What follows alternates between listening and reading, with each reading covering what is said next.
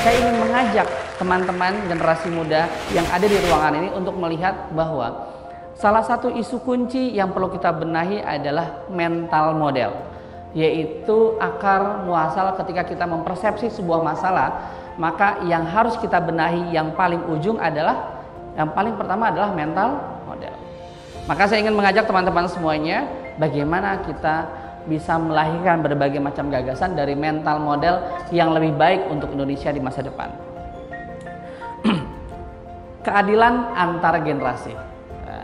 Term ini setahun terakhir memberikan saya banyak berpikir, banyak resah dengan situasi sekarang. Karena kenapa? Teman-teman semuanya, Anda adalah generasi yang akan menikmati atau merasakan konsekuensi dari berbagai kebijakan yang ditentukan oleh generasi pemimpin sebelum Anda semua. Anda adalah generasi yang akan merasakan dampak di kehidupan profesional, pendidikan, dan seterusnya. Maka teman-teman semuanya, sebagai generasi muda, maka kita harus mendorong yang namanya keadilan antar generasi. Karena kita percaya bahwa setiap tindakan yang kita ambil hari ini itu tidak hanya berdampak hari ini, tapi juga di masa depan. Ketika ada keputusan kita untuk kemudian berhutang, atau negara memutuskan untuk berhutang, atau keputusan-keputusan lain dalam hidup, maka efeknya bukan hanya dirasakan pada hari ini, betul kan teman-teman? Tapi dirasakan juga 10 tahun lagi, 20 tahun lagi, dan seterusnya. Maka apa yang bisa kita lakukan, apa yang kita bisa dorong dengan berbagai inisiatif ke depan? Teman-teman semua, yang pertama adalah mari kita shifting atau berpindah dari yang selama ini kita fragmented menjadi lebih berkolaborasi. Dari yang tadinya cuma sendiri-sendiri jadinya barengan. Nggak perlu bikin sesuatu dari nol kalau udah ada yang ngelakuin itu sendiri. Jadi ini penting yang perlu didorong teman-teman semuanya. Yang kedua, anak muda banyak betul, tapi banyaknya itu belum langsung jadi potensi, belum langsung jadi hasil. Kita harus pindah dari yang hanya sekedar crowd nih, keramaian, menjadi sebuah enabler, prasyarat menjadi solusi buat masyarakat sekitar kita. Anda jangan bangga hanya dengan banyak orang, banyak jumlahnya, tapi kalau nggak ada dampaknya. Kemudian dari event to movement. Anak muda sekarang senang banget ya bikin event, betul nggak sih? Kayak seru ya kalau kita datang event, ada acara harus datang dong, dan seterusnya. Tapi teman-teman semuanya, mau sampai kapan kita mengubah Indonesia kalau patokannya hanya event? Kita harus mengubah dari event jadi movement, jadi gerakan. Bagaimana mendorong orang sadar sampah, bagaimana mendorong orang sadar konsumsi biar nggak berlebihan, bagaimana mendorong kemudian orang lebih cinta lingkungan, dan seterusnya. Ini hal-hal yang perlu kita dorong teman-teman. Jadi anak muda ini seperti virus. Virusnya apa? Virusnya membuat orang yang tadinya tidak mau kolaborasi menjadi mau kolaborasi. Karena orang-orang tua tuh banyak prosedur biasanya, ya kan? Dan anak-anak muda udah nggak mikir. Yang penting kita menyelesaikan hal yang sama, kita ada di tempat yang sama, kita punya kemauan yang sama, kita selesaikan masalah itu bersama.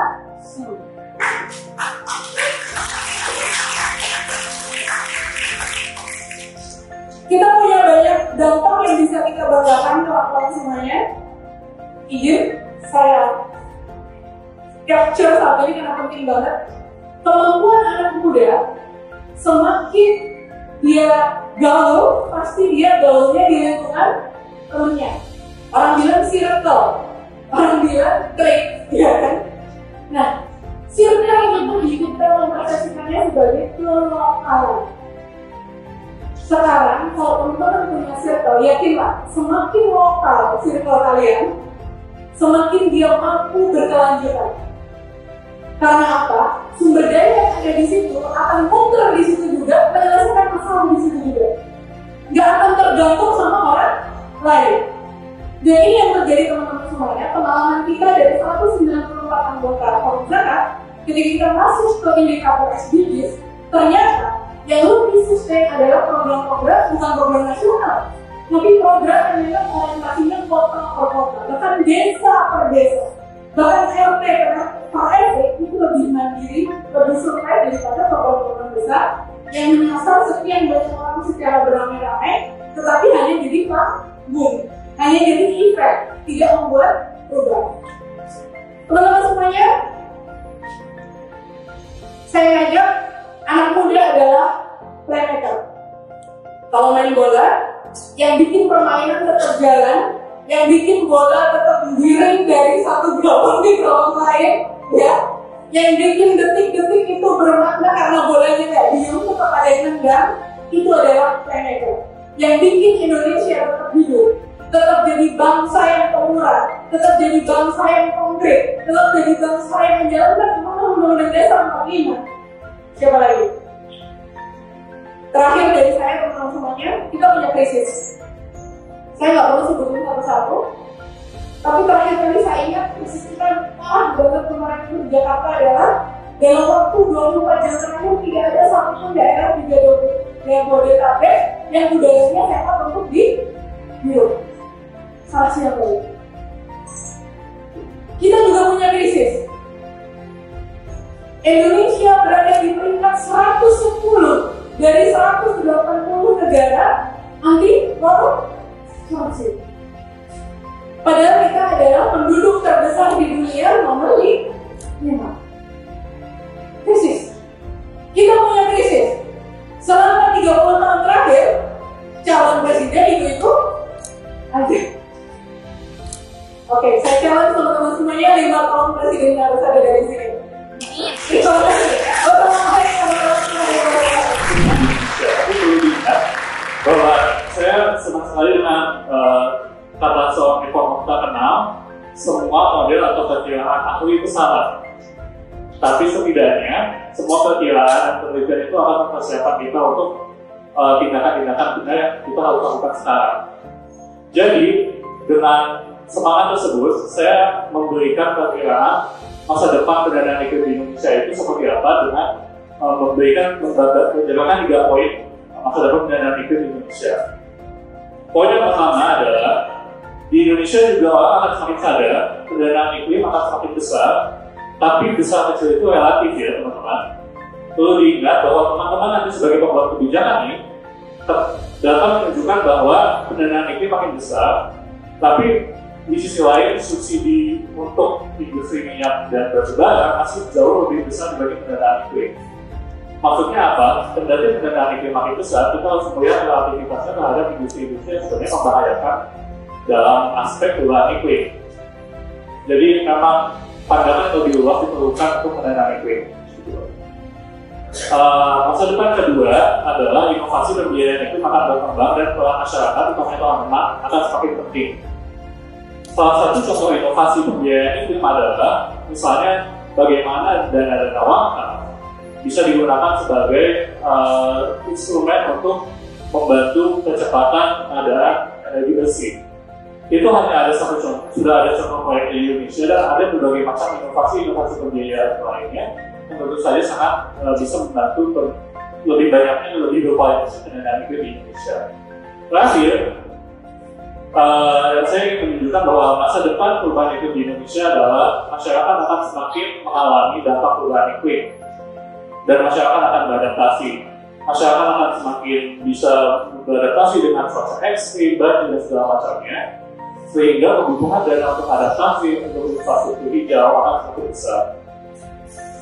Kurang lebih itu saja presentasi dari saya. Semoga dengan saya sedikit sharing terkait perkiraan saya terkait masa depan pendanaan iklim di Indonesia sedikit memberikan gambaran kepada teman-teman bahwa lingkungan kita sedang tidak baik-baik saja, tapi kita masih punya kendali, kita masih bisa optimis bahwa memang kita mempunyai strategi yang benar dan bisa melakukan dengan segera untuk lebih membantu hal tersebut untuk menjadi lebih baik. Terima kasih. Bagaimana saya tadi keinginan tadi selalu disertai dengan right proportion of fulfilling the needs. Tanpa aturan yang benar, maka yang terjadi adalah aku pengen aku lapar, tapi yang terjadi adalah aku curi, aku memanipulasi. Tidak ada kaidah-kaidah moral, tidak ada kaidah-kaidah akhlak yang baik dan buruk tadi membantu pemenuhan kebutuhan tadi. Dan dalam pandangan saya apa yang dicapai oleh akal manusia, pengalaman yang digali manusia tidak bicara tentang kebaikan itu tidak akan sempurna. kalau tidak dilengkapkan dengan makna yang pada hakikatnya berasal dari agama. Kalau manusia punya keterbatasan yang sangat disadari, dan dari situ kemudian dia akan sangat terbantu dengan apa yang telah diuraikan di dalam agama, dan kebaikan yang dipahami dan diamalkan serta disadari dan dinikmati pada dasarnya sampai pada kebahagiaan.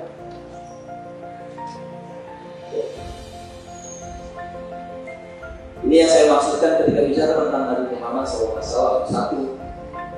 Satu sosok yang hadir, yang nilai pentingnya itu justru membantu kita untuk mengidentifikasi apa maknanya menjadi orang yang baik. Ada banyak sekali usaha untuk mencari yang disebut sebagai core morality di dalam perbincangan PBB. Ada satu proyek namanya Global Ethics. Apa sih yang menjadi core morality antara berbagai bangsa, berbagai agama?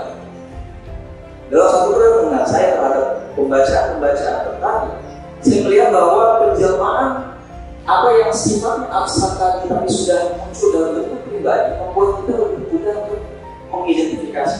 Menjadi baik itu apa? Menjadi baik itu adalah yang adil. Menjadi baik itu apa? Menjadi baik itu punya integritas, sidik, amanah.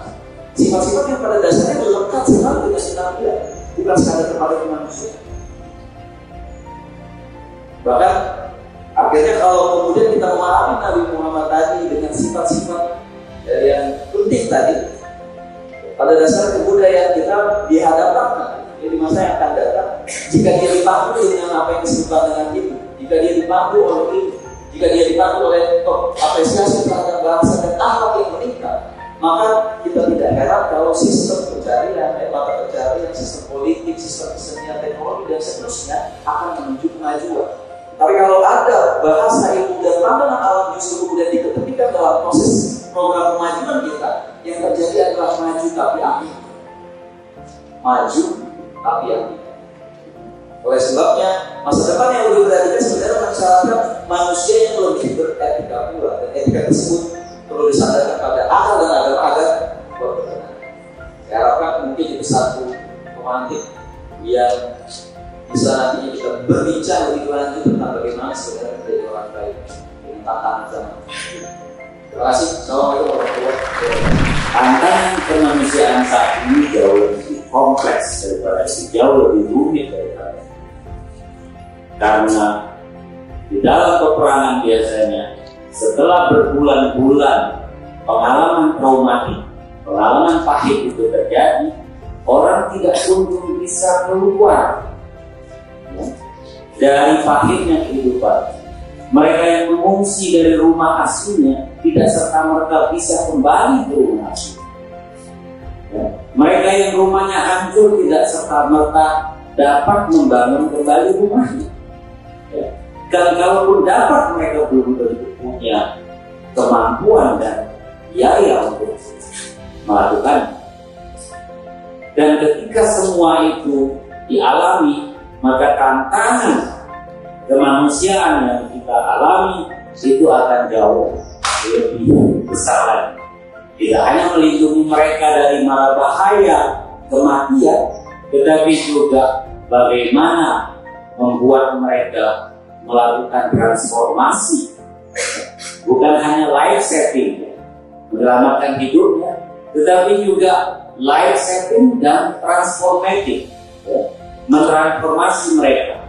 Bagaimana memberdayakan mereka untuk membangun kembali kehidupan mereka sehingga mereka dapat hidup secara layak dan beradab. Dan itu tidak mudah. Kalau ada dilihat setelah peperangan misalnya di Libya,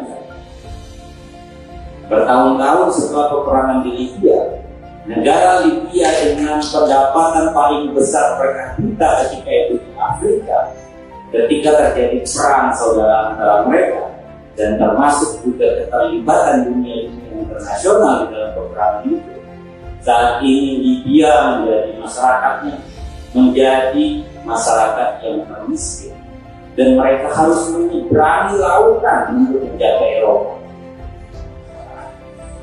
Dari yang tadinya berada, dari yang tadi hidupnya begitu enak, tapi kemudian luluh lantak, hancur lebur dikarenakan oleh peperangan.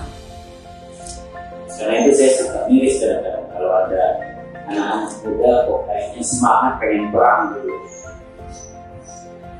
Biasanya anak muda semangat gitu, dia itu serang-serang gitu, semangat. Perang itu tidak mudah.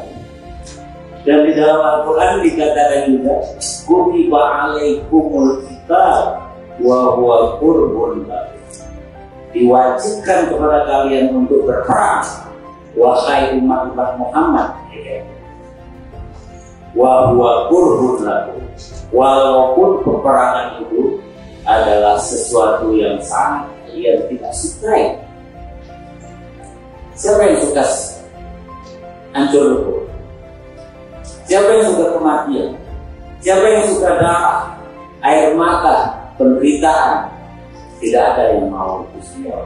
Karena itu tantangan organisasi kemanusiaan, maksud mungkin juga dompet Tuhan, harus mencari juga terobosan-terobosan. Ada beberapa daerah di mana mereka mengalami konflik, mengalami peperangan, kemudian mereka belum bisa keluar, melakukan transformasi untuk keluar dari keadaan sulit mereka. Saya kira bukan hanya lokal, mungkin juga bergerak lebih regional dan mungkin juga internasional. Mungkin itu saja, dan kurang lebihnya dari saya semoga bermanfaat. Bila Taufiq wal Hidayah. Assalamualaikum warahmatullahi wabarakatuh.